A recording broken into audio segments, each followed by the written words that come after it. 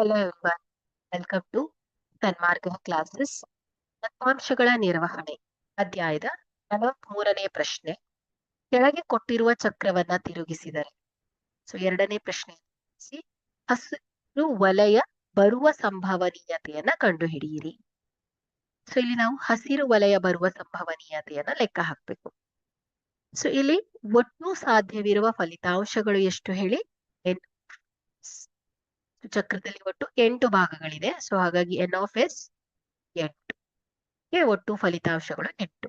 ಇಲ್ಲಿ ಹಸಿರು ವಲಯ ಬರುವ ಸಂಭವನೀಯತೆ, ಈ ಒಂದು ಘಟನೆ ಪಿ ಆಫ್ ಇ ಹೀಗೆ ಅನುಕೂಲಿಸುವ ಫಲಿತಗಳ ಸಂಖ್ಯೆ ಡಿವೈಡೆಡ್ ಬೈ ಒಟ್ಟು ಫಲಿತಗಳ ಸಂಖ್ಯೆ.